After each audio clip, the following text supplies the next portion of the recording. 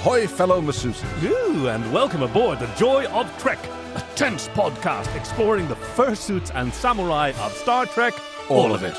I'm Khaki. I'm Kay. And spouting off big cat facts is your chief engineer, Greg. Together we're on a mission through the jungles of Star Trek to find the Irish bully in every school and the excellence in every episode. Even the transforming planes. Because every episode must be someone's favourite, and it might as well be ours. So peaked women changing in the line of duty and join us as we fantasize about The Joy of Trek. Okay. Yeah. Right. Yeah. Can you guess which episode we are doing? We sure couldn't. No, Well, that was a solid whiff. Oh, no, I think we got it in the end. you did. You managed to catch it. Apparently you were aware of an episode called Shore Leave. Okay, in which the crew experience a world of delight and terror. Ooh, very good. Thank you. Oh, wow. I like your cocky little nod. Hey, Khaki, how about that? Yeah. You're like Finnegan to my Kirk. Yes, I Oh, wow. totally own. I mean, please shoot me before I ever act like that. No, if ever a phase in your life comes around where that's how you want to act, that's the energy that you have in you, I will genuinely be happy for you. Okay. Not necessarily for myself, No, clearly not. So, but hey, Chief, what's the official synopsis of Snorri Leave snore leave. from the original series? Yes. The Enterprise crew takes shore leave on a planet where their imaginations become reality. First aired November 17th, 1966, written by Theodore Sturgeon and directed by Robert Spar, although I've understood from the homework that it had a bit of a tumultuous production, this. I can imagine. I mean, it's also, I don't know what exactly. Well, okay, let's say this episode was reviewed rather, well, I think. Oh, wait, I thought I was doing the reviews now. You didn't. Oh! You did the trivia. You did the trivia homework. Ah, So I did the review homework. okay, no. Well, if you look at the script, Yeah. what I've done is I've pasted the review homework in the trivia section. Well, I didn't read the trivia Okay. section because it was. Oh, dear. Because I figured, okay, he's done the trivia section again, so I'll I'm just do so the sorry, Kay. Okay. Hopped up on antibiotics. So, I guess we've got a lot of reviews to go through then, and a lot of trivia. Well, there was one bit that I learned, and that was that this script, originally written by Theodore Sturgeon, was found to be way too fantastical. And Okay. so Gene Roddenberry assigned Gene Kuhn to rewrite it. But then, due to a misunderstanding, that rewrite went in the opposite direction, and it was even more fantastical. Okay. And the entire episode budget would have been blown in the first 10 minutes. And so it was being rewritten as it was being shot to sort of bring in more in line. Well, let's just say it's definitely a episode that challenges the mission of our podcast. In what way? To you? Well, let's just say that I'm tempted to describe it in terms that we're not supposed to use on this podcast, where we try to look at the joy of Trek. This is fascinating. All right, I open the floor to you, and I welcome you to make yourself vulnerable and say what's in your heart. That's totally valid, and we'll find our way through. Let's find out who recommended this to us first. Though. Oh no, we're going to put them on the spot first. Well, yes, I would like to hear that. I would definitely like to hear their opinion. So, all right, this was recommended by Royce Day, 2 in a row, who said, "Welcome to Fantasy Planet." Okay, I'll be honest, 90% of the reason I'm recommending this episode is to see Khaki's reaction to the beginning of Star Trek's long and weirdly specific obsession with stereotyping the Irish. Yes, we will get to that. Thank you. Aside from that, I like it because this is one of the most lighthearted of the early Trek episodes, coming right after the incredibly tense balance of terror. Ultimately, there's no antagonist, no one is hurt, well, permanently anyway, and everyone has a good time. It's just a chance for the actors to have a few nice character bits as the episode explores the mystery of the planet itself, which every show needs. Oh, and Kirk wanting a massage from Spock is a completely platonic desire, I swear. got something to say about that one. Yeah. Yeah. I think a lot of people had a little something to say about that. It made it into this was the early days of fan fiction. Oh, yes. And especially slash fiction was just being spawned, and I think this certainly contributed there. I can well imagine. Now stop hiding behind other people and tell us what you think. Oh, I mean... Unless you want to hide behind more people and tell us what they think. Well, okay, I'll do that then. Ow. I have a jaw thing going on, so I can't laugh too much. Ow. So, yeah, I mean, like it's a bit middle of the pack, I think. Well, actually, no. It's like Hollywood Reporter called it the 82nd best episode of all Star Trek. That's fairly high up there. I mean, when was this? When? 2016. 2016. Yeah. All right. So that's before the Kurtzman era of Star Trek. Right. I think there were about 700 episodes then. Also, completely unrelated, I think that Starfleet Academy is in the Kelvin universe. Because everyone's too sexy and young? Because of the lens flare. It's... You can't... like, I'm making myself really open to your criticism here, but you can't use that up too soon, bro. Sorry, it just popped into my head. I was watching an episode last night. Lenses flare. It's pretty. Off you go. Right, so, and yes, Pop Matter's 14th best episode of the original series, which is, if those two were done by the same person, that means that there are 13 episodes of the original series in the first 82 episodes of all time, but let's just make things a bit complicated here. Yeah. So, yeah, I mean, it seems to be generally like, what did your research into reviews and stuff and opinions? So here's Patrick J. Mullen from 2020. This episode is utter nonsense and I kind of hate it. 4 out of 10. Okay. So opening with is that something that you see yourself in? I can give it under criticism, but sure, go on ahead, yeah. We've got Darren from the Movie Blog in 2013. From start to finish, absolutely insane nonsense that threatens to fall apart if one concentrates too hard on any particular detail.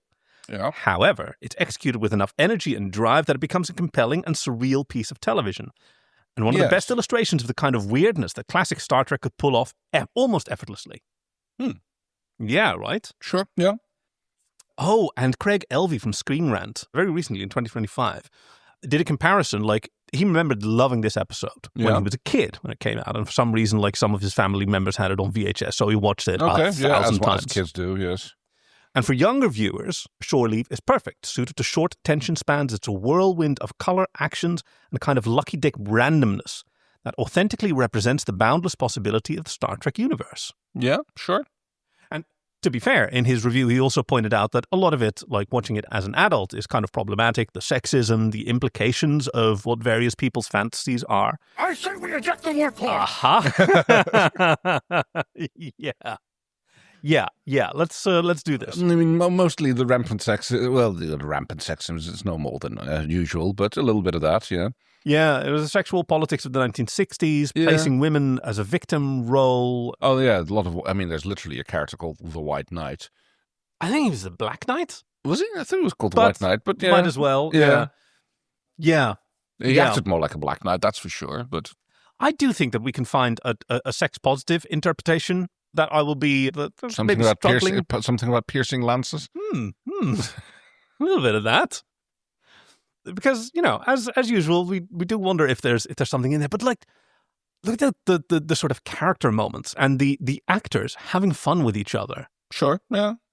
Like, also, I like to think about this. There's way more location shooting than I think we've ever seen. It's all in the same place. Yeah. And it must be I sort of imagined that they all parked their trailers in like. I once photographed a wedding in Hakone National Park near San Jose in California, like that sort of place. It kind of looks like that. I mean, at one point I was trying to see, can I see a building through the foliage in the background? It wasn't quite clear to be made out. It's not a backlot set, I think. No. There is some of the stuff which looks like just, Boulder City or wherever it is that they have... you could have almost expect one of the green ones, which is the Gorm. The Gorn. Gorn to show up around and start fighting. It is that quarry. Yes, exactly. That Chief knows the name of, but we don't. But yeah, also the grass in most of the places is high. In certain places it has been mowed, which is again a bit strange since it's supposed to be like an uninhabited planet, but then again it's not. It feels like I think I put my finger on it. It feels like a holodeck episode without any stakes. Yeah, that's I think what my criticism would be of this episode, and I think that's totally valid. And if this was a latter day Star Trek episode, then it would absolutely fall apart. But I'm trying to. This was episode 14 Sure, yeah. Right, no one had seen an episode of Star Trek when this was like they'd never met a fan. They were writing all these in also a good point. Yeah, I mean in the void. They didn't know what people liked. Yeah, no, okay, very good point. And so it was still the days of Star Trek figuring out what we are, what we're going to be. Yeah, they just had Balance of Terror, which was phenomenal. It's the one with the Romulans. It's the sort of submarine battle, really tense, really well done. Which I hope we get to do one of these days here. All right, so I think we've done the preliminaries. Might as well jump in, I guess. All right, let's warp off. The Enterprise is in orbit around a undiscovered planet, which seems to be quite lovely. Yeah, in the original, we're watching the enhanced version. In the original version, apparently it was really quite shocking because the Enterprise was orbiting, let me see, counterclockwise. Because they just probably reversed some optical plate from an earlier one. Yeah. And in the enhanced edition, they sort of redid it to make the planet more pretty and put it in the proper counterclockwise. Sorry, the other way around. Why should that be? Why should one be proper and the other one not? I don't know, but I remember reading about this, and someone noted that this was in the original series, in the original version. This was the only time that there had been a clockwise orbit rather than the counterclockwise. Right. That is the norm, and so they were, I don't know, pleased that in the remastered version that was fixed. Okay, but it's entirely arbitrary. Oh, I don't know. Maybe the port side had the better radiation shielding, so you want that one facing your planet. Okay, sure. I mean, orbital. I mean, this planet.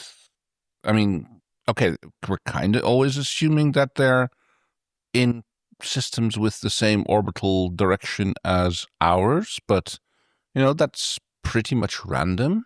Yeah. There is no logic to the planes the solar system exactly. The plane is generally speaking, everything will be turning in the same direction, but that's just statistics. Yeah. But which direction that is, and on the other hand, which is up? Do we look? Many star systems aren't aligned with the galactic plane. We're not. That's what I mean. I think we're about 90 degrees to the galactic plane. Actually, I mean, just with your eyes, you can see the Milky Way, so that should tell you where we are. Yeah, but it doesn't tell our orientation. It's a bit more complicated than that. Yeah, doesn't it? No, it also the angle rather greatly depends on which part. It's complicated. Yeah, but you've been close to the equator. Yes. So close to the equator, up, is pretty much in our plane, right? So if it's not directly up. Oh, good point. I hadn't thought about that. Huh. But then it also depends on if it's running east, west, or north, south. Okay. Yeah. So there's a lot of variables. Yeah, that's right. There's a lot of variables you have to account for. So you do have to have a compass, right? Yes, and exactly. you have to be not very sleepy so you can stay awake. Exactly. Kirk is suffering from a kink in his back, and he is getting a bit of a massage from a random yeoman. And he is ogling Spock and with bedroom eyes. Yeah, which is here we go. Push hard. Take it in there, Mr. And then he finds out that Spock is not the one who's giving him a massage. Right. And what the fuck? What kind of a joke is this? What? The joke that he's he's like... Thank you, yeoman, that's sufficient. Oh, it's okay, so it is yeoman, because the subtitles say, thank you, woman, and it's this happens twice in the subtitles. The Jeeves I will make sure that the Jeeves are not favorited, because that's a little accident with the... Yeah, that's yeoman and not woman. Yes, thank you, woman. I know, right? But they're the worst for wear. Yes. Apparently, the ship has been on active duty for quite some time. Everybody's tired. Everybody is fatigued. And Kirk is no exception. Spock is, of course, entirely above that. Yeah. I, as a superior myself accepted, of course. Yeah. Yes. Because he's a space elf who just meditates on a pine cone or something, and then he's restored. As we learned when Vulcans rest, they actually rest, and they don't go running around in the grass. His shirt is sort of rumpled, Kirk's, when he walks off. You see, it's partly tucked, and it's half untucked from the back of his pants. They're suggesting that he's letting some things slide. He's not fully on his A game. Meanwhile, on the planet, Sulu and Bones are gaily frolicking along the meadow. Yeah, they're having a great time and just admiring how beautiful everything is. And I've got to say, in this restored version, it really, really is gorgeous. You've got this sun-dappled lawn that they're walking over. They're noting no animals, no peoples, no worries. A planet like this with no animals and insects, that doesn't worry you? Yeah, last time we saw that, it was when, it's at the end of, right. season 3. That is the planet at which, what's his name again? The Professor... Tiburon. I remember that because it's the Spanish word for shark, and he has shark ears. Oh, okay. Takes them, and everything turns out to be poisonous. Yeah. Just what the doctor ordered. Right, doctor? Yes. Sexy humor. Yeah, but I liked seeing them smiling at each other. I like seeing them having fun. Bones makes a comment about that it's almost like something out of Alice in Wonderland.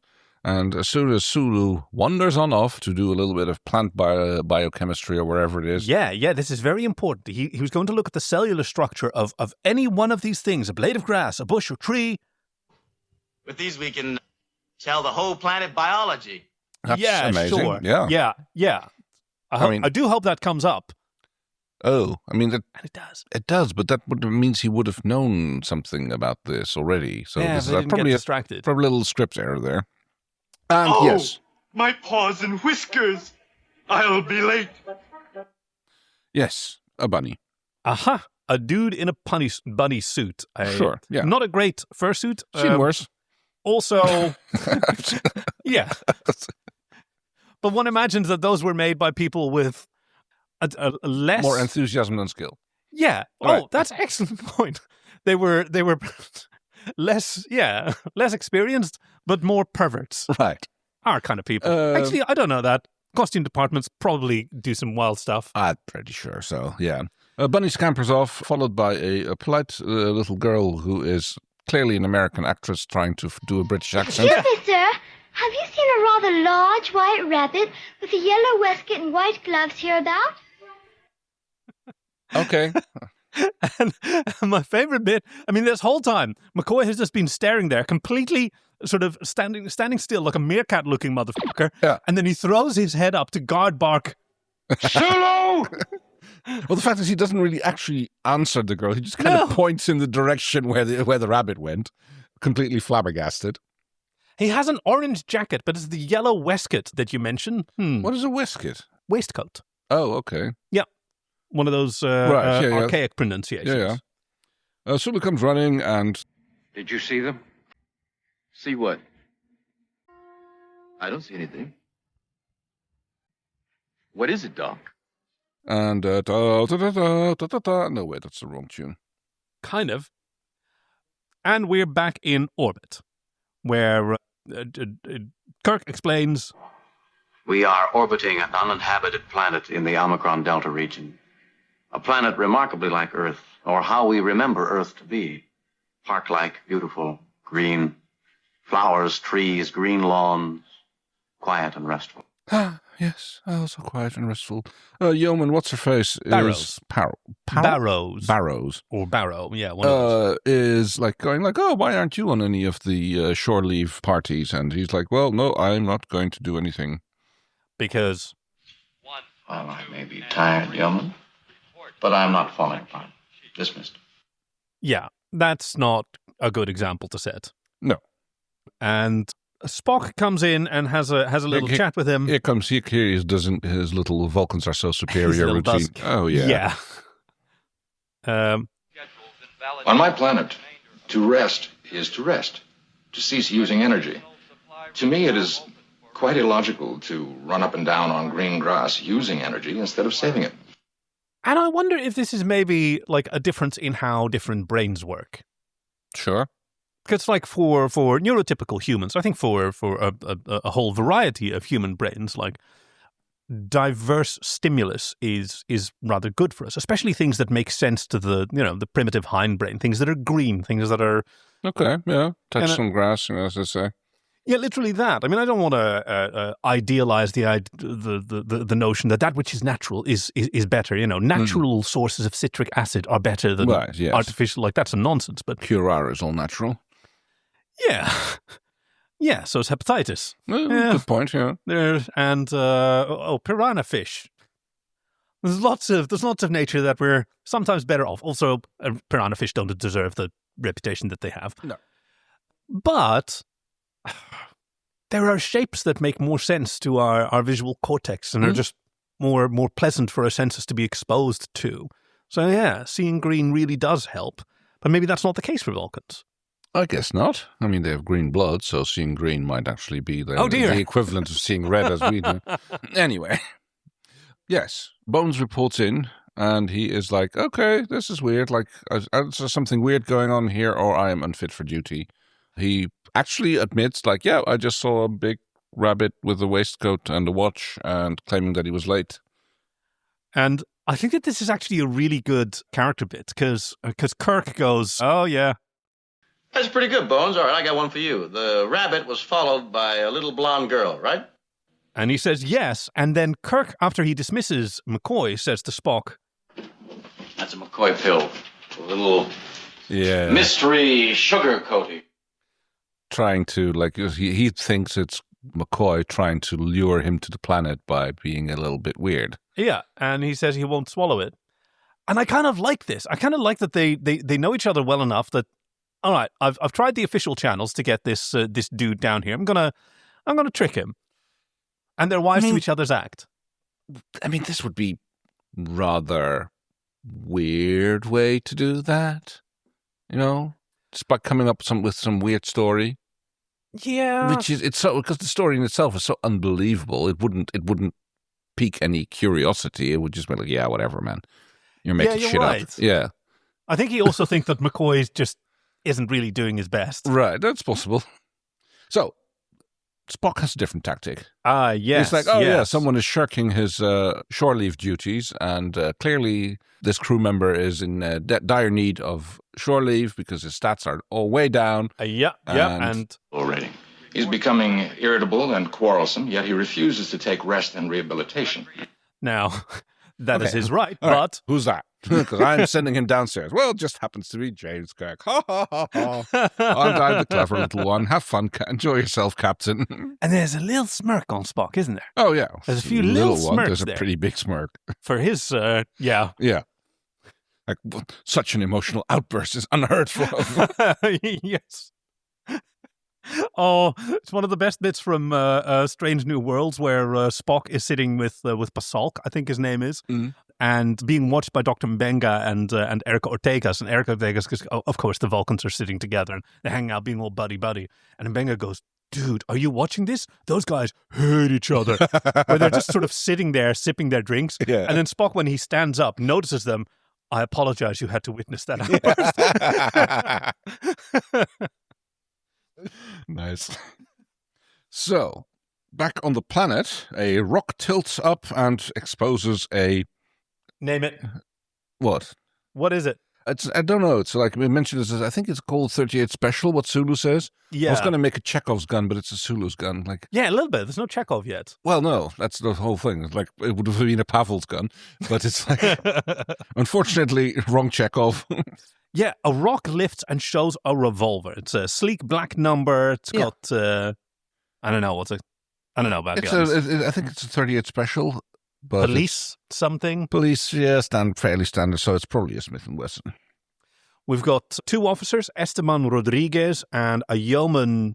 Oh, I don't know her rank actually, but she's only called Angela to my knowledge. They're scanning plants and being a little bit hard cases about it because like, oh, well, I can't relax here. I'm here on shore leave, but the captain expects his reports to be ready.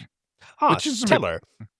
Which is a bit of a weird way to go. So are you on shore leave or not, you know? But these are the scouting parties. Oh, right, fair enough. These are the scouting parties that determine whether this was a shore leave. After what we've been through, it's hard to believe a place this beautiful exists. It is beautiful. Kirk shows up, asks for the samples that they have, and goes for a little stroll. Yeah. He tells them to enjoy themselves and then have fun. He wanders along with the yeoman until they meet Bones, who alerts them to the presence of rabbit tracks. That's not what rabbit tracks look like, but yeah, okay, whatever. It looks like a Gorn again. An unusual creature. To make the size tracks. Yeah. And Sulu wasn't there to confirm. Now, I really like that McCoy is being entirely honest, and he's not being sort of embarrassed or whatever. Yeah, what have I got? I've got some weird observations. This is what's been happening. Make of it what you will. Yes, and Kirk is actually quite concise about this, because he contacts the bridge and he asks if the shore parties are already beaming down. And Negative, Captain. They're just about to start. Get this message to all shore parties. Stand by. No one is to leave the ship. Yeah. which is like, okay, we've got clearly some weird things going on. He's noticed that like Bones is not being shenanigan-y. He has not shenanigans once, so he's not shenanigan again. A joke that has made it into Star Trek thanks to Gina Yashera, I think her name is. She played Yes. Cadet Master Laura Thok. Yes. That's actually the episode we watched last night. Oh, awesome. I know the joke actually from a Blue Sky account. It's about otters. Yeah, it would be, wouldn't it? Yes. Little party animals that they are. It's mostly Steve and Brad. What? The otters. Are all otters Steve and Brad? No, What? just these two. Okay. But yes, it's like the Is this a comic? It's usually otter pictures, and there's some cartoons, and it's like one of them is like the otter sitting behind his desk, and it's like Steve thinks that there's something wrong with his keyboard because he's been pressing the escape key and he's still in the office. Oh, that okay. So these are the meme otters Steve and Brad. I've got to look into this. And yes, one of them is like you should never let the Steve shenan even once, because he will surely shenan again. Yes, that's. We get one of many really glorious handheld tracking shots of people running. Oh, was it handheld? It seemed steady. I thought it was a dolly shot. Yeah, this looks like the steady hand of an experienced camera operator running along. And this is what I sort of hope and imagine that this episode was like. That they, like, everybody parked their trailers out in the sort of visitor center of whatever park they'd hired off with, their own a different catering company than they usually have, and they just like spend their days fairly chilled out. Because suddenly gunshots. Yeah. Which turns out to be Sulu, who has found the revolver and is now taking pot shots across the lake. Yeah. Target shooting, Captain. Apparently. Isn't it a beauty? Apparently he has it taking to, I think it's weapons in general, not specifically firearms. I think so. Because he mentions that it's something that he doesn't have yet in his collection. And yes, he calls it an all-time police special in beautiful condition. And it hadn't been one made like this. Hasn't been one like this made in... a couple of centuries. Yes, a little bit of blah, blah, blah. Yeah, he explains. Fires lead pellets propelled by expanding gases from a chemical explosion.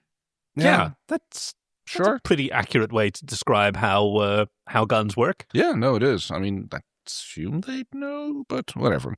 Oh, yes, here we have another shocking example of Kirk's, how shall I put it, disregard for the safety of his crew. In which one? Which one? It's where he sweeps. He's still holding his phaser, and or is that this one? No, that's not this scene. This is a later on scene. Oh, okay. When he's holding his phaser, and he completely sweeps Sulu with it.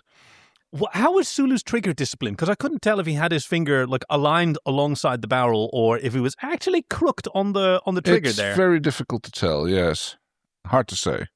In which case, it's bad because it should be like it kind of should be. Yeah, obvious.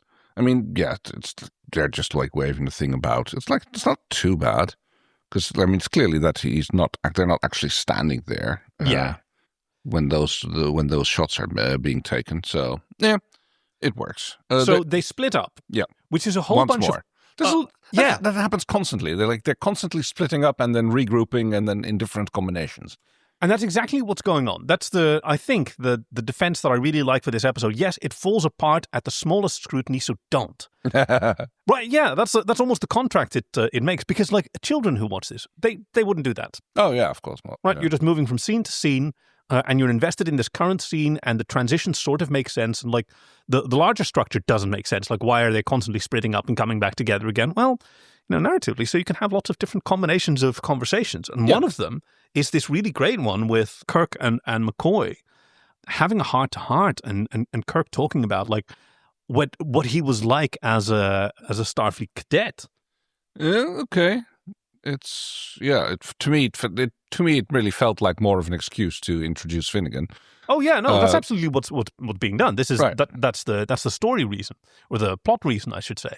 But as a character moment, these are two men enjoying each other's company. And you being the very serious young cadet. Serious? I'll make a confession, Bones. I was absolutely grim, which delighted Finnegan no end. He was the kind of guy to put a bowl of cold soup in your bed or a bucket of water. Okay, what is being grim? Okay, so Kirk has the reputation of being like a ladies' man and a maverick. Everything we know about Kirk up to this, he was a chess nerd in Starfleet Academy, right? If there was anyone who's like a punk rocker, constantly sleeping around, getting drunk, and in bar fights, it was Picard. It was Picard, yes. right? Yeah, he's totally. This was the chess club nerd. I know, right? But what's being grim? I was absolutely grim. That's like a very strange way, but I mean, I'm wondering if it means something else in 60s parlance. Oh, like so, than it does in interesting. Yeah. Talking about his bully, Finnegan, and yes, once again, a delightful Irish stereotype we're going to get into. But I find more tracks, and maybe the rabbit came from here. You follow the rabbit, and I'll backtrack the girl. Yes. And we'll meet again around the other side. Yeah. I mean, technically, you're also, presuming if the girl is following the rabbit, then yeah. Why backtrack? It doesn't matter. And as the moment Bones disappears, we see Finnegan.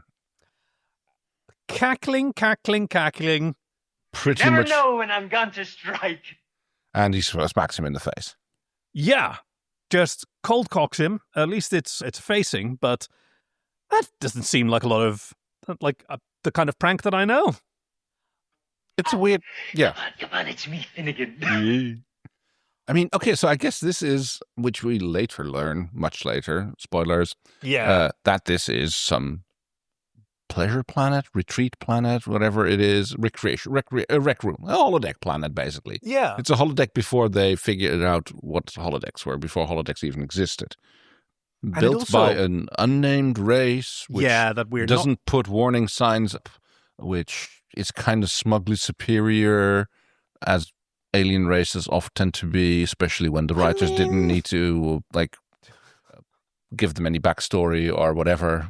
There's a spectrum from smirk to smarm to smug. Sure. I don't think that they're all the way on the smug end of that spectrum, but... And I guess this is just the planet or whatever, because we kind of didn't talk about how, as Bones and Kirk are wandering along, we see this little antenna pop out of a rock and kind of scan them or something. A very bad special effect, even at the time when everyone recognized that's a television antenna. That's a dumbass television antenna. They didn't even make a prop. They just grabbed a random television antenna. Sure. And so this is the kind of the planet deciding that this is what he needs to unwind. He needs to just get beat up his old bully. Yeah. And I guess that's the big distinction between this and the holodeck. You don't have to ask for your pleasure here. I guess not, no. It's provided for you, and it's also a means of then discovering, I didn't know I needed that. Which probably makes it about as ethical as, what's his name's? Barclay's holodeck programs. Ooh, yeah. Well, there's a fun ethical sidestep. I didn't ask for Finnegan to show up. No, true, but I didn't choose to use his likeness. But I'm yes, not saying that the ethical part is on the user. It's more on the planet itself. Those ethics are being questioned. They hear Yeoman Barrows screaming for help. Yep, another fantastic tracking shot of Kirk running as the sort of spider monkey Finnegan yells after him. Go! And it's Gushin, baby! Oh, God, that laugh. I'd hate him just for that. Yeah. I think he's just basically a bratty bottom. I think what he's doing is bratting, and he wants a daddy to put him in his place. Yeah, but he's not being very good at it. He's severely getting on your tits. Well, yes. I mean, Kay, don't you want to right now just shove his face into a pillow and... No. No, you want to hear this while he's going? No, well. So you have this, or you can shove his face in a pillow. What are you going to do? Do I get to hold the pillow down over his face? Because that's more the direction that my brain is going. So he meets up with Bones while running, and they notice Yeoman Barrows who is in distress, and this is in the 1960s, seeing a woman with her tunic torn and her shoulder exposed was probably quite distressing. Also the tree being covered in red, which is a bit odd. Okay, they tried to make it look like alien foliage just by spray painting some trees sometimes. You see it earlier? Oh, yeah. Okay, so that's what I was like. My first thing, like, oh, this looks like a bit of a massacre. Yeah. But that's apparently not the effect was going on. No. This is where it goes a little bit weird, because she apparently was assaulted by a man with a cloak and a dagger. And she's clearly very traumatized by it, because she's I mean, you know, And I did, it sounds incredible. I did not imagine, but like any more than this. And like Bones then comes out with. Sounds like Don Juan. And I'm just like, that doesn't sound like any Don Juan that I. Do you know the stories of Don Juan better than I do? At all? Probably not. Well, I mean, at all. Like in pop culture, he's generally described as, a ladies' man, not a rapist. There were, unfortunately, times in our Western history when there was not that much of a difference. Very true, but then again, well, let's not go there. But I can make some analysis about this, and we'll be discussing a subject that's not suitable for this podcast. So. Agreed. But yeah, like through cultural osmosis, Don Juan as a heartthrob, as a charming, romantic figure who is desirable. But yeah, like as one of the reviewers pointed out, like, okay, if we take this as a planetary planner, then what is this story actually saying about her desires? Well, that's one of the subjects that I didn't want to bring up for discussion. Yes. Well, it's also the one that I have a sex positive like view on. All right, because there are plenty of fetishized fears that are fun sexual fantasies to want to experience. Okay, yeah, and not just sexual either, but like we go on roller coasters because then we get to experience fear in a way that's so safe that we can enjoy the exhilaration. Right, that I understand. It doesn't seem to be the case here, though. Because she was unprepared and because there was no consent and communication beforehand. Right, yeah. Like the implication that this woman desires or has fantasies about sexual inequality or even sort of violent scenarios, there's nothing wrong with those fantasies. Oh, no, absolutely not. Or acting on them. The problem here is like not being prepared and not being in... Right. Yeah, no, okay, that makes sense. That's a positive way of... a positive spin to give to this possible scenario. It's like, this is what the regular people who know about this planet and know how it works know it's a safe, it's a fun house, basically. Yeah. And if you don't know that, then you might not, stuff that happens might not be something that you're expecting or prepared to deal with in the proper way. Yeah. Yeah. No, that makes sense. It's not going to read your actual terrors because there are a lot of things that we are afraid of and also attracted to. And a lot of things that we're just straight up afraid of, various phobias and whatever. And I imagine this kind of planet would in fact distinguish between those two. Yep. There's another scan of Kirk as he runs by, completely missing the antenna, which is blatantly in his viewpoint. There's a little bit of, what was it? I am number 6. What is it? The prisoner. The prisoner vibe to that kind of shot, right? Someone being observed by... very much so. In this case, a stupid television antenna. And they do a fun little scene where you can see how he's walking along, and they have just taken some of the plants, a style of plants that were in this first location where they were shooting all the garden stuff. Oh, yeah. And then kind of just plant a row of them in front of the rocky location to make it look like he walks out of the garden into the completely different scene thing. I wonder if they bothered with that. It sure looks like it to me. Or I wonder if this is just an actual natural... It looks so fake, though. I mean, the plants look real, but like a lot of backlot plants are fake or just in pots and stuff. Yeah.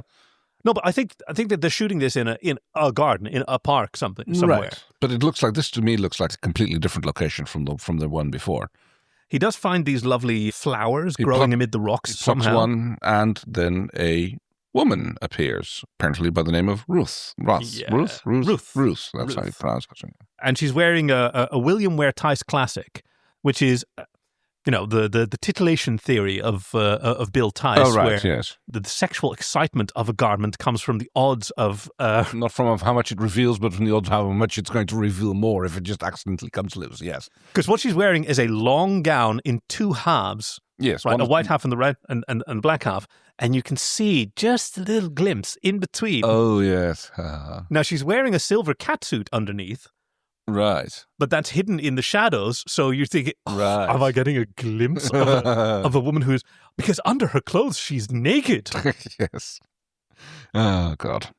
And yes, he comes kissing and smooching up to the captain, who seems to be rather taken aback almost by this. Yeah. I mean, he's like... William Shatner is doing a great job here. Oh, yeah. Even he looks so young in these shots.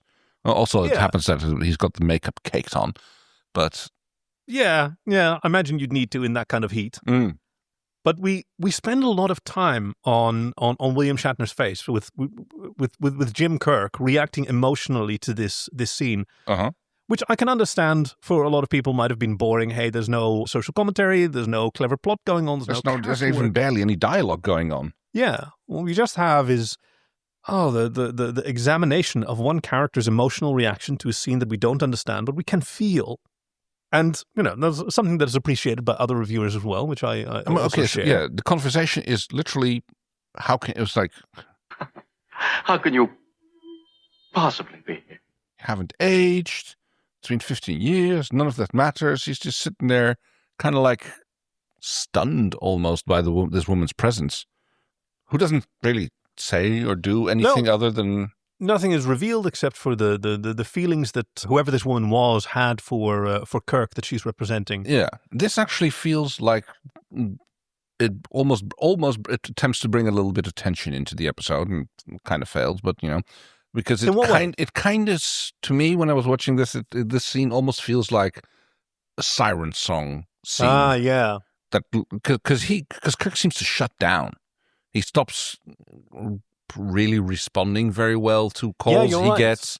It's kind of like he's being mentally blocked away by Ruth's presence. Oh, okay. And then they don't do anything with that.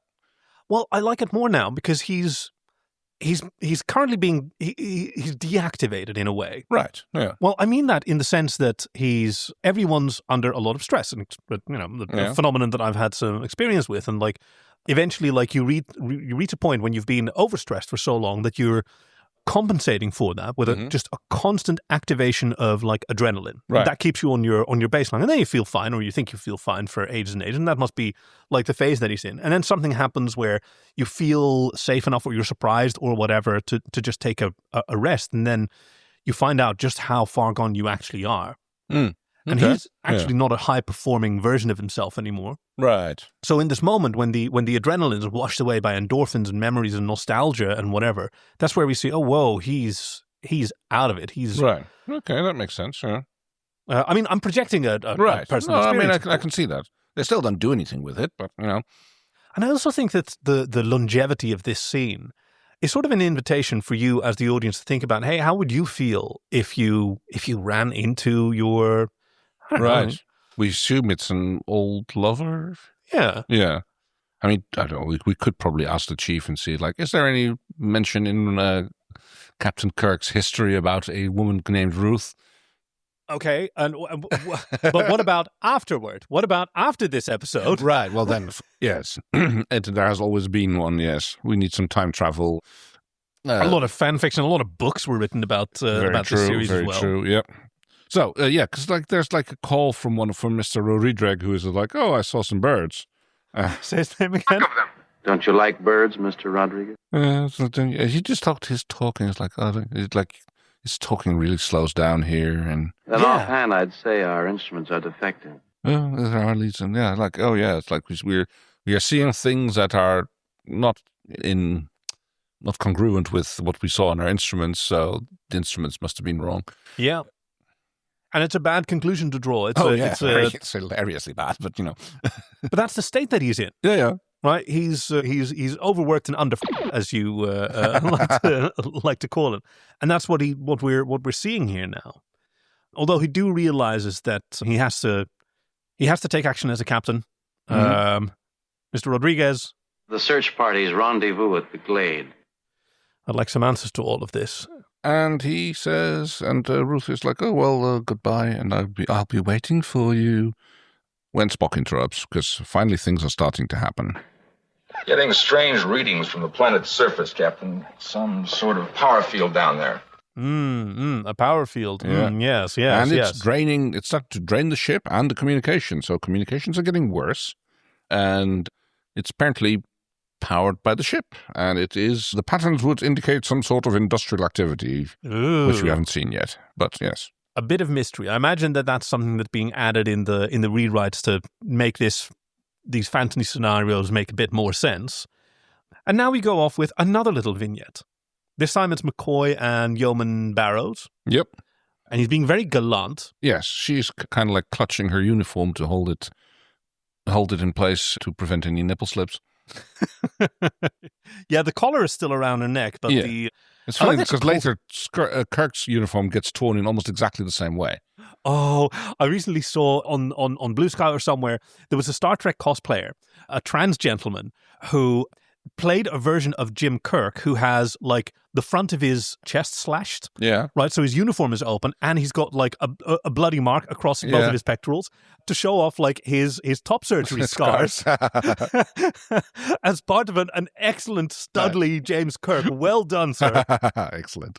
So yes, she's reminiscing about like how girls should be dressed like a fairy tale princess, and lo and behold, in the foliage, we find a dress hanging. Yeah. And this is after McCoy and her have been making sort of dovey eyes at one another, flirting a little bit. He says you'd have whole armies of Don Juans to fight off. Oh, yeah. And me, too. Promise, Doctor? Chastely hold hands. I'm going to gonna get changed, but you're not allowed to peek. Which I think, which I love his comment. When I peek, it's in the line of duty. Yeah, well, he pokes in the line of duty as well. And nice guys always peek last, hey? She stands behind a conveniently placed fern like it's one of those, what's it called? Like a dressing screen or something. And she throws her tunic and her various under armor over it while he's trying to peek. And Can't read you very well. Is this Rodriguez? Yeah, because there's something with the communications, as we heard from Spock earlier. Yeah, apparently Rodriguez is having a hard time talking because he's in the glade hiding from a f***ing tiger. Yeah, I wonder whose fantasy that is. I mean, it might have been just as simple as Yeoman Barrows' thoughts that, this is the kind of jungle where a tiger would feel at home. It's not a jungle, though. It's like, no, well, never mind. The Chief did promise us some big cat facts. Here we go. Thank you very much. All right, let's get into some big cat facts. So, big cats have the ability to roar, but they cannot purr. There's a specific bone that is the differentiator in there. So, if a cat purrs, it is incapable of roaring and vice versa, which is why when big cats are happy, you will hear them chuff, which is this kind of like kind of a noise. That is the closest they can get. A lot of times that you hear like a lion roar in a movie, it's a tiger, because tigers have just a more impressive of a roar. Lions is more of like a bellow. It's still very like kind of scary, but in a different way. Tiger roars, you also like to put into like every single explosion that you've ever seen in a movie, like ever, because there's like a primal kind of a noise to it. You also may notice that tigers have a white spot on the back of their ears. That's kind of believed to be resembling an eye, so that way predators or anything else that's trying to sneak up on a tiger or something will notice, hey, it's got eyes in the back of his head. I can't sneak up on it, and try and prevent like sneak attacks, kind of stuff like that. You may also notice that cheetahs have lines going from their eyeballs down to their muzzle, and that acts as like a way to reflect the sun and keep the sun out of their eyes, in the same way that football players will put like the little black marks under their eyes to help kind of block out the sun the same way. One thing that people get wrong so many times, and we're talking like big brands or even like conservation stuff get wrong sometimes, is the difference between a leopard, a jaguar, and a cheetah, specifically when it comes to their spots. A cheetah has straight up spots, a leopard will have rosettes, and then a jaguar will have rosettes with little spots inside of them.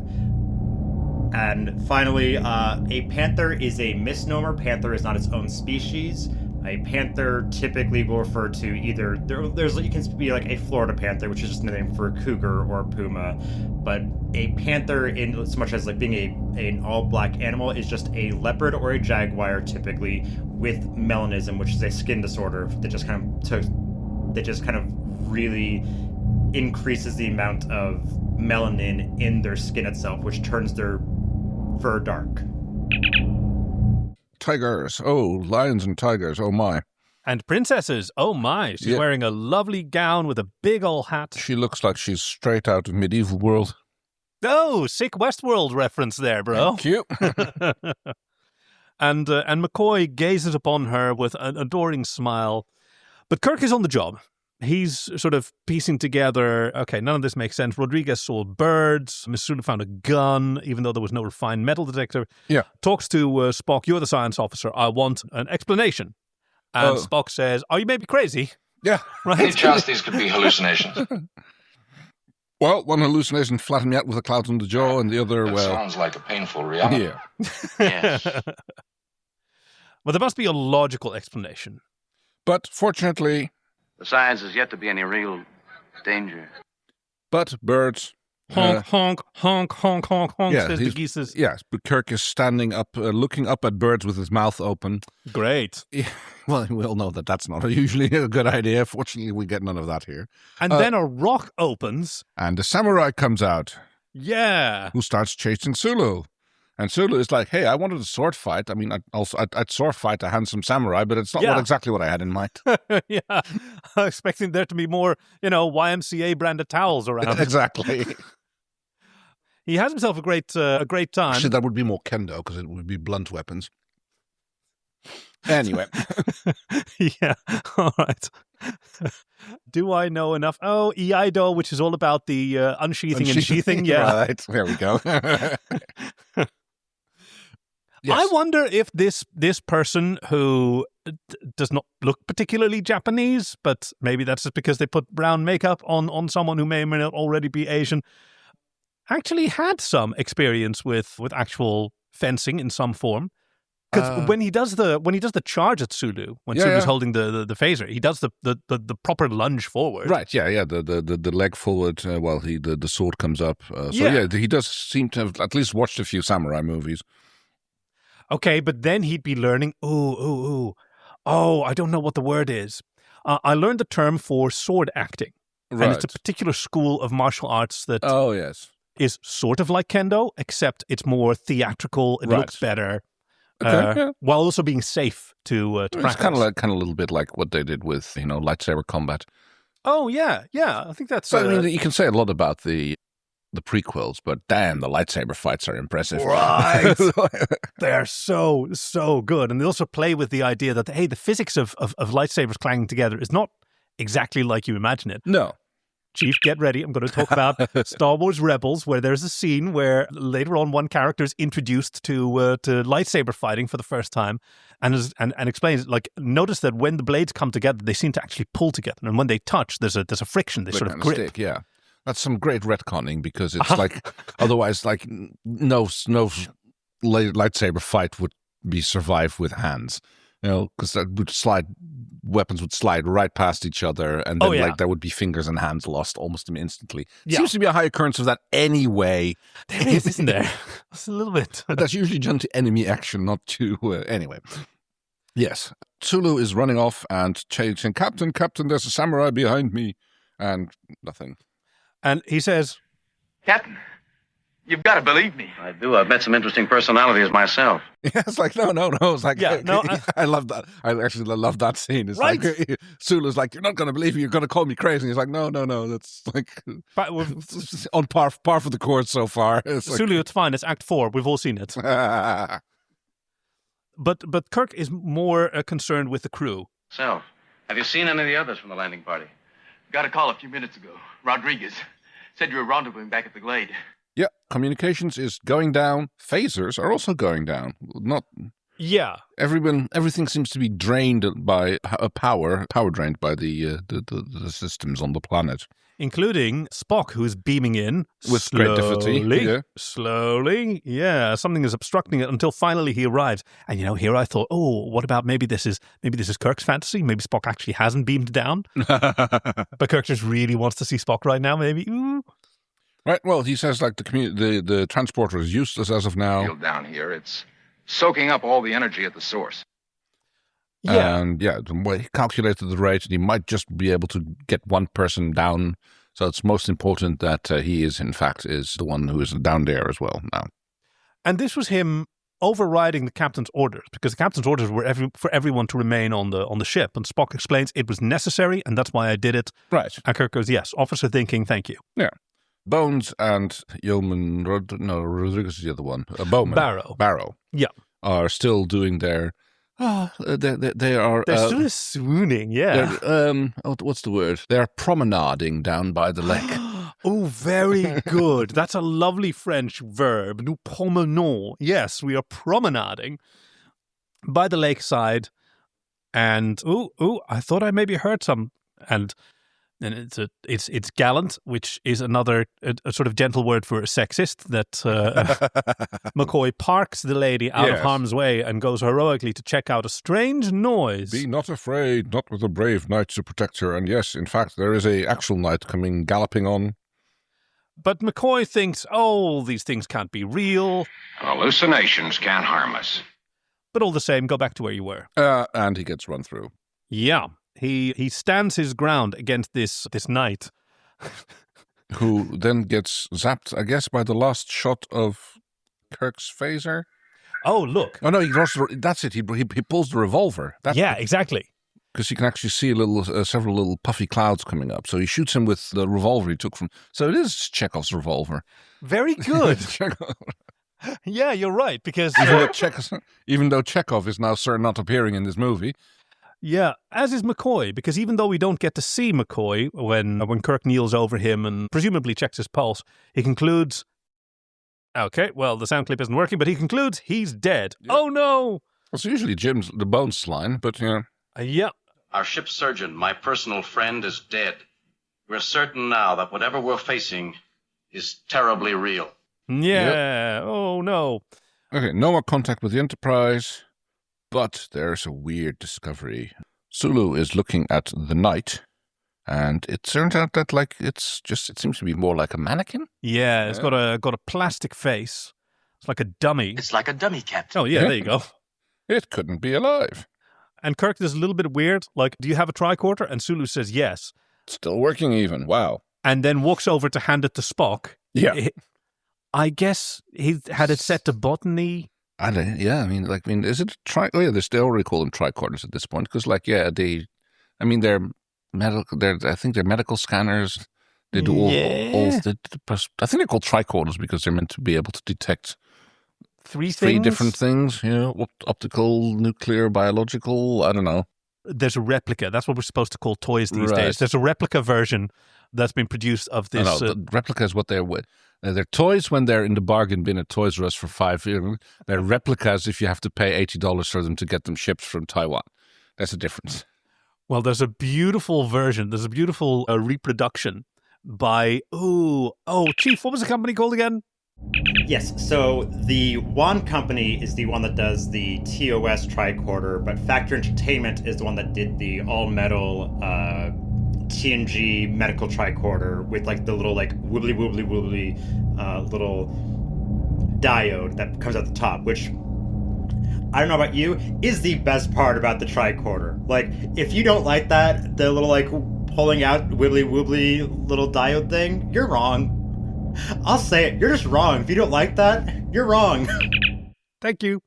One of our beloved listeners, I think even a lemon stealing whore, purchased one of these and showed off its beautiful finish. It's got all these buttons that sort of work and different displays, and a lot of thought and love went into making this. You know what? Toy. That is what it is. It's fun to play with. It's beautiful. Oh yeah, totally. Oh, and also, by the way, sort of leaning in the sexism, we have once again a woman going, and I'm using the word quite deliberately here, hysterical. Oh yes, right. A word that is famously sexist because the word for womb is in it. Right. Yes. Right. That's it. It's this person is going womb crazy because her fallopian tubes are jangling. And Kirk sort of sets her straight, but it's in this way. He reminds her, he talks to her like he would talk to a male-coded character who's going through this emotional response as well. He's saying, we're in trouble, and... I need every crewman alert and thinking. So, yes, get it together. Yeah. Yeoman, not woman. Exactly. You're an officer. I understand you're distressed, but this is what I need from you. Yeah. I do sort of appreciate that. It's not because she's a woman, even though, absolutely. Yeah. So, there have been scenes like that. Spock scans the night and concludes. This is definitely a mechanical contrivance. It has the same basic cell structure as the plants here. Even the trees, the grass. Are you saying he's a plant? Are you saying that this is a plant, No, Mr. Spock? no. It's I'm all saying that these are all multicellular castings. The plants, the animals. Everything here has been created. And they function exactly like the real thing, just as pleasant. Just as deadly. Yeah. And overhead, they see... a plane. Remember what I was telling you a little while ago? About the early wars and the funny air vehicles they used?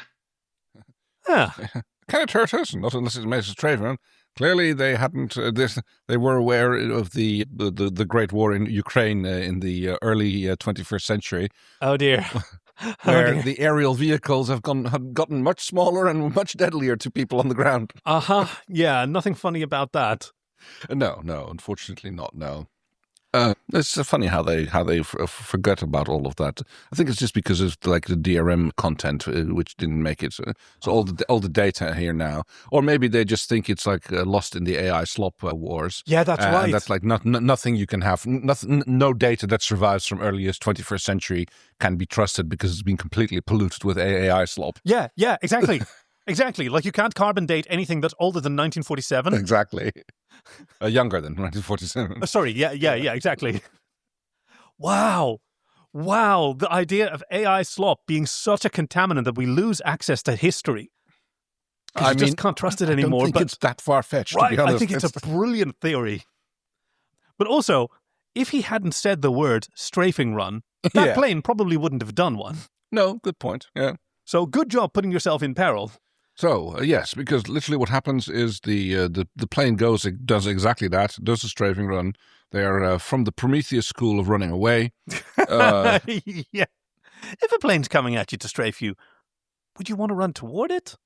I mean, it'll give them less time to shoot at you. Yeah, right? I mean, driving at an angle is probably still the best way to go, you know? Yeah. Off to the side, perpendicular, serpentine, but... Officer Teller is hit. Oh no, Angela, says Rodriguez. Yeah, plane then flies off again. So apparently this is not the same plane the entire way through. I didn't quite notice it. I did notice that in one shot you can see two planes. Yeah, that's two.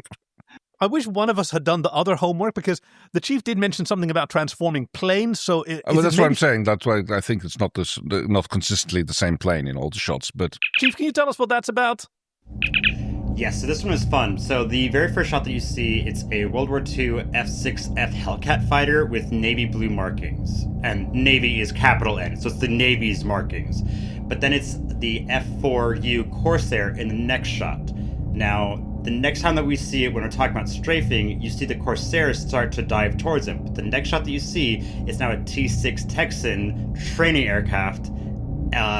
Looks like it's probably meant to be a dive bomber, and then you see another shot and it shows a Hellcat again, but now it's painted white with the Japanese rising sun flag on it. So it changes in basically every single shot. It's never the same plane for any shot, and it's honestly it's kind of bad. It's kind of bad how little thought to this continuity is shown. It's very funny to me. Thank you. And then McCoy's body is gone, and the Black Knight too. Yeah. Ooh. So the men in white suits have shown up, hauled everything off, all the dead bodies from the shootout off while everybody else wasn't looking. Yeah, it was paused. More Westworld references. Very good, very good. But there is one slight possibility. Hey, Captain? Captain, what were your thoughts just before you encountered the people you described? And I was thinking about the Academy, and amazingly... Well, I'm waiting for you, Jimmy boy. Finnegan! Livik! I mean, I guess, do you think this is Spock testing out his theory? Like, that's a good idea. I think that's what Spock's doing here. He is just like going like, hang on.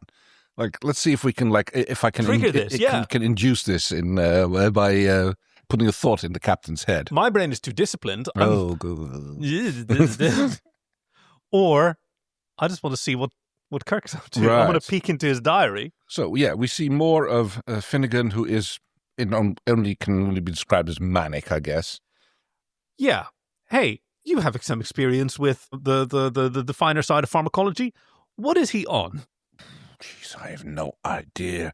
You've been around people who've been enjoying various things. I've thankfully never seen anybody act like this. I mean, what would do is coke, I guess?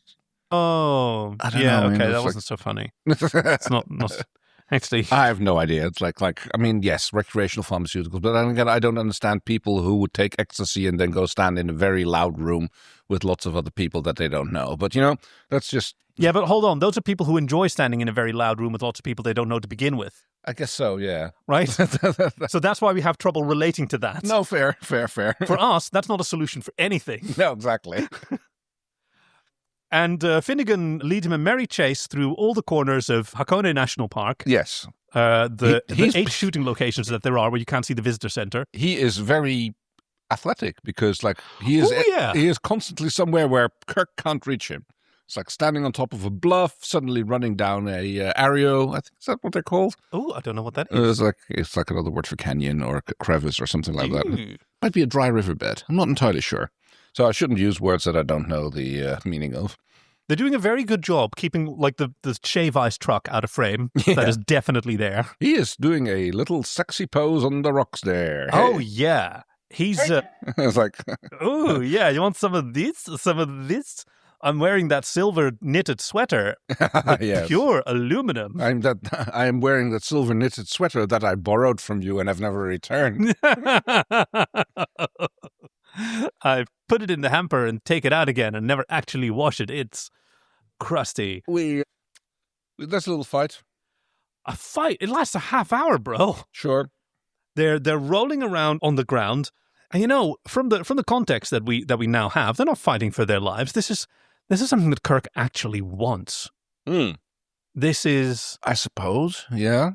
But does he want it to be able to beat the shit out of him, or to have a little fight and then hate? I mean, maybe. Is it a hate or make-up sex scenario? I mean, the answer is different before, during, and after. Fair.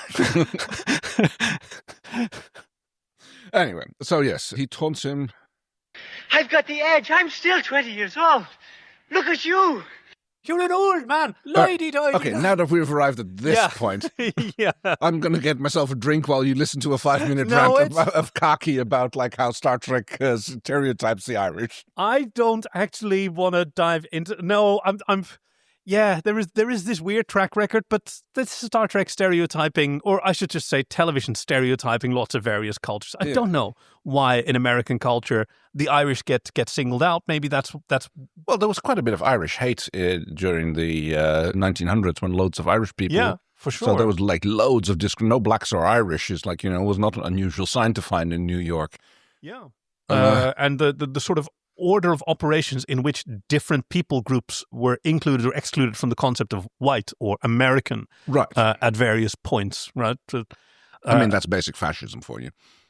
I find it interesting because everyone's racism is different, right? Sure. Dutch colonial racism was not the same as French colonial racism. Right? Colonialism is terrible in all its forms. Racism is terrible in all its forms, but it's culturally distinct, and like. A lot of American racism has this property of evolving over time. Like the Irish did at one point sort of become white. Right. Right. And Italians as well. Hispanic people? No. Right. Yeah. It also depends if it's North or South Italy. That's a big difference there as well. Oh, right. But then again, like Northern Italians are really racist towards Southern Italians as well. So it's like... I mean, name a European culture that isn't racist. Fair.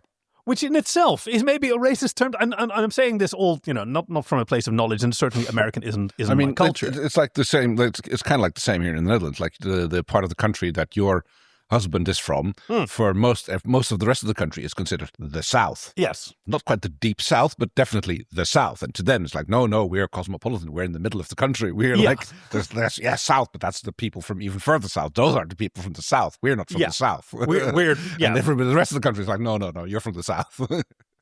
Yep. We may be under the rivers, but we're still closer to the rivers than those primitives. Exactly. But it's sort of catharsis, and like taken from the perspective of this planet, you've got someone who's wound real tight, and who's not very good at relaxing, and is maybe doing okay getting his sexual and romantic needs seen to, because he does get to spend every day looking at Spock's bum. Sure. Leaning over a workstation that didn't need to be that low, but Kirk had it lowered. Oh, I see. Yes. I mean, it's another chair episode like in Enterprise, eh? Yeah, there you go. Yeah. There you go. And he probably hacked the computer to alter the values of Spock's inseam. Oh, yes. And ride up a little bit more. Anyway. So what does he need? He gets some stuff out of his system. He gets a... Well, he basically gets beat up, isn't it? Yeah. Because... Sleep forever, Jim, baby. Forever and forever. And he passes out. Kinda. Oh, no. And he wakes up again. Yes. And then it's like, oh, he does a Steve Jobs? One thing. It's not one more thing, but yeah, you're right. Close enough. Sure, name it. And he wants answers? No, earn them. Because I think, as a creation of this planet, maybe Finnegan doesn't actually know. I mean, that's probably not... Oh, good point. Could be. Part of his awareness that... More fighting, and then you get a little bit of a thing, because like Finnegan's like, hey, not bad, and kind of makes up for things, aren't you?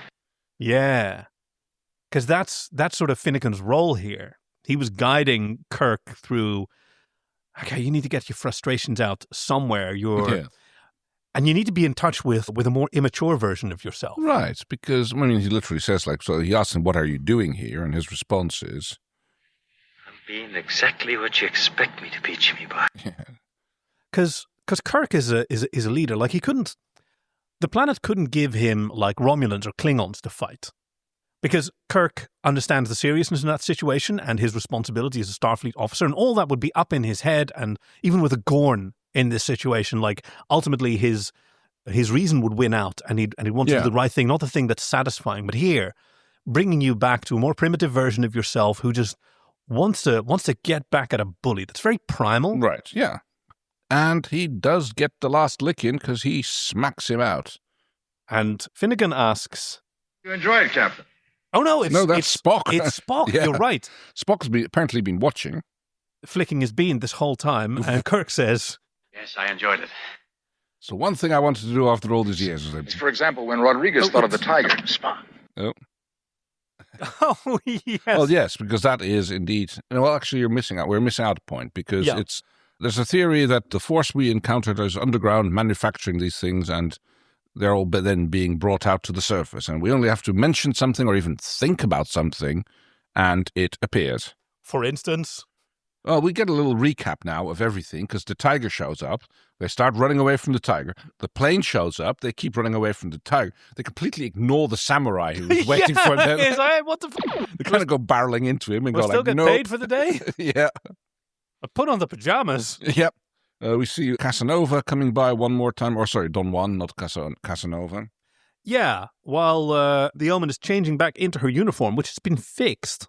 I mean, yeah. It looks like. I guess she wants a fixed uniform, so that makes sense. And she's taking her dress off and hanging that on some bushes, which is a great place to put a lacy dress. Yes. Don Juan grabs her by the wrist and at once kidnaps and defends her because... It's weird, yeah. I like to think that this is something... Maybe Yeoman Barrows is kind of into it now. Oh, well, now that she's in... Yeah, I guess so. I mean, people always will go well about the chivalric code and everything, but like 99.9% of that is about like how to beat the crap out of each other and not about like being civil to each other. Like, yeah. Yes, be kind to women and stuff, but everybody makes out the chivalric code is like how you should, like, I don't know, whatever. And it's mostly about beating each other up. Yeah, and which forks go where and which order you say each other's names in. That's.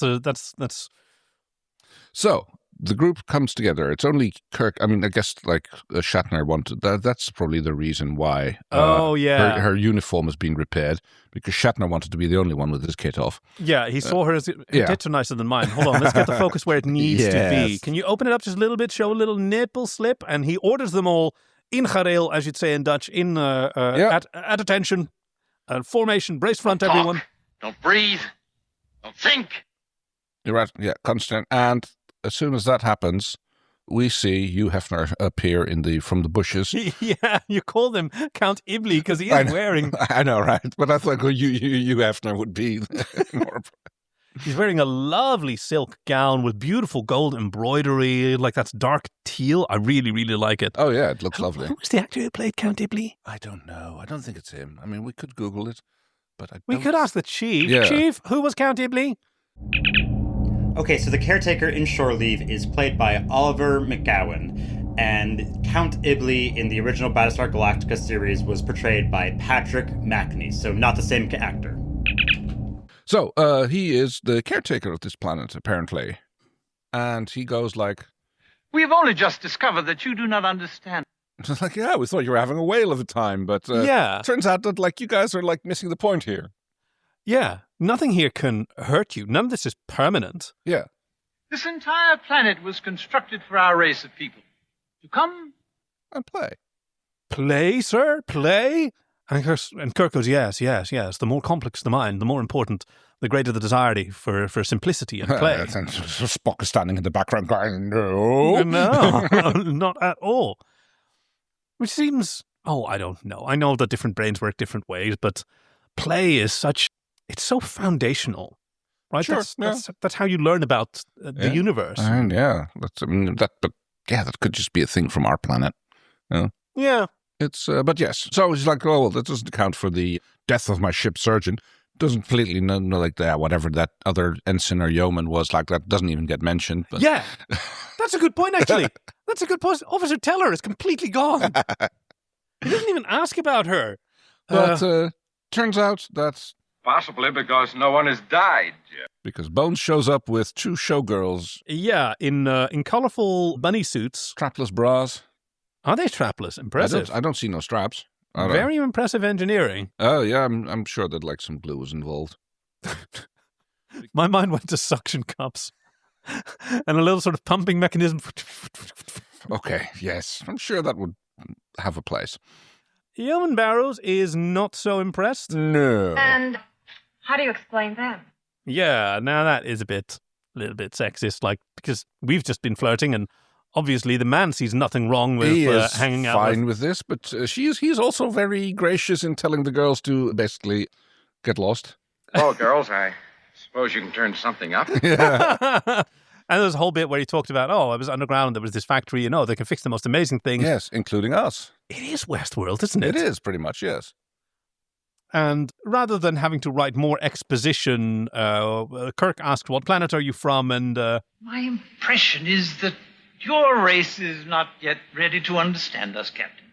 Yeah, so we're not going to reveal to it. You're allowed to play here. And then... Sir? If you would use the proper caution, this amusement planet of ours could be an ideal place for your people to enjoy themselves, if you wish. And it is what the doctor ordered, yes. says McCoy. So commence transporting shore leave parties and tell them to prepare for the best shore leave. And don't give them any warnings or anything. Just like, yeah hold on. It's like, don't tell them like what the concept or the idea is. But maybe that's the point. Maybe they all realize we had a really great time, and not knowing what was going on, and even a little bit of fear. Yeah, still, I think that would be right. A little bit more caution would be in order. Kirk is ready to leave, but then the mystery woman shows up again. Yeah. And instead of sending Spock up, or having Spock go down, to the planet and Kirk going up, he decides, I'll stay for a day or two. Yeah. And he walks off. Spock's checking out his butt as he walks over to this. Yeah, he's like, I was hoping we were going to have some little time here. I wonder if he's mumbling, are you going to take pictures? And he goes, of course I'm going to take pictures. Just let me be cool. I'm walking here. Okay, we get one of those. Okay, I'm going to go answer. Go ahead. Terrible endings. Yeah. I like how they like to end these episodes. A television sitcom ending. Yeah, it's like, did you enjoy your rest, gentlemen? And like, I think we did. Indeed, we did, Mr. Spock. And while they're all sitting around the campfire. Illogical. And it's like everybody has a good chuckle at that. And it's like, okay. And we zoom in on Kirk chuckling. Warp Factor 1, Mr. Shulu. Yeah.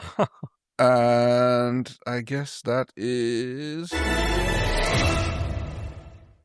You know, this is the second Royce Day recommendation in a row by pure coincidence, and the last one I think it's in the cards with Jake and Nog. Yeah, and both of them start with a crew that's really quite grim. Oh yeah, very good point. Who through adversity and through, well, in the case of DS9, through hard work, by the illustrious duo, and in this case by stumbling onto a recreation planet without knowing it. I mean, in one case, it's the power of community, and in the other case, it's the power of sort of letting go. Let it go. Yeah. Let it go. Most illogical. All right, so what did you think was? So fucking cool.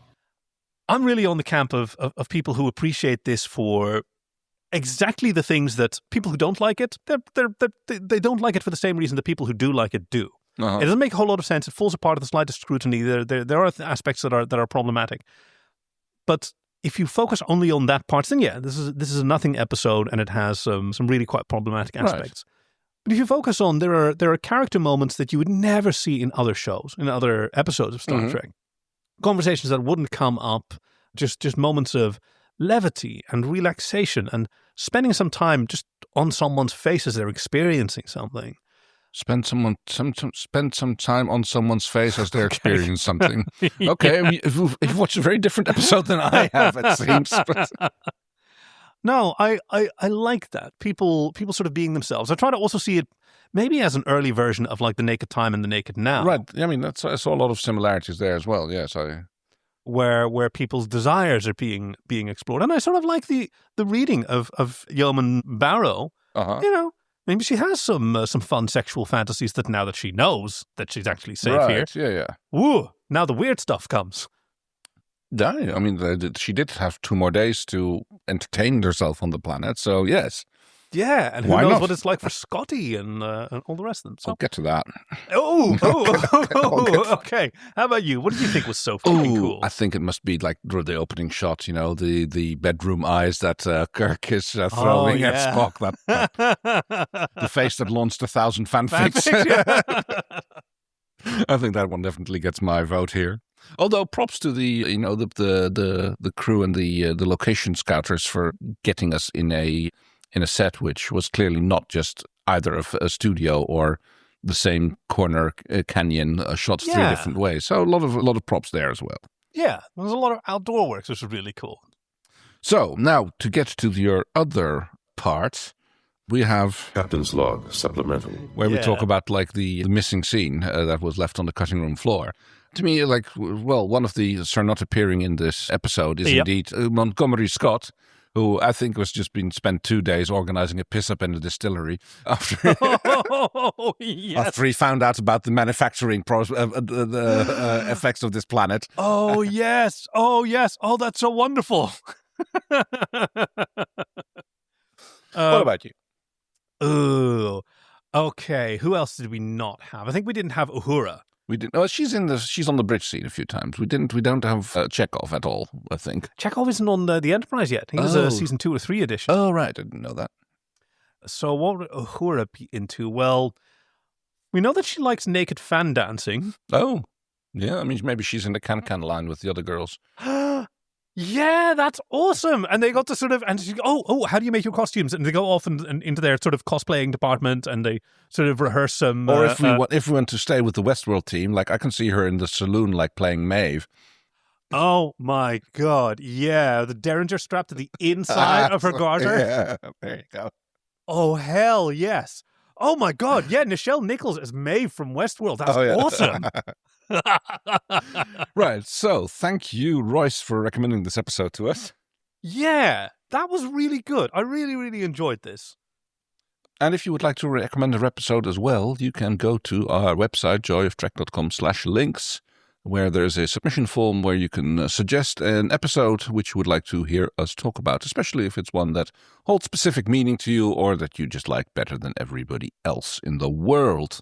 And you can send multiple submissions, as you found out from Royce. We don't usually try to bang them together like this. The chief does a wonderful job finding patterns and creating some diversity in the episodes that we review. So please just feel free. We made it as easy as we could. There's also a link to our Patreon page there, so if you could find it in your heart and wallet to become a lemon-stealing whore, then everything helps and is appreciated in keeping the lights on at Studio Joy of Trek. And to show our appreciation, we do a monthly sort of a watch-along and sit-down together with the chief as a special bonus for our lemon-stealing horses. Horses? That came up the last time. I don't know why. I think it was even you. Sure. To show our appreciation. And also, by the way, it's occurred to me, like, a lot of our lemon-stealing horses have been around for quite a long time. So thank you for sticking with our antics. For your continued support. Yeah. So, I guess we are going to find out what we are going to have. Next time on an all-new episode of Star Trek. Because the chief has left us a trail of audio breadcrumbs. Audio breadcrumb, I don't know. I always say that, something along those lines. I like it. I like your metaphors. And we are going to guess if we can... We're going to find out if we can guess what next week's episode is going to be. Yes. Now, try and play along at home and see if you can guess which episode it is based on clue number 1. This is our doctor. Then why is he trained in combat? Discovery?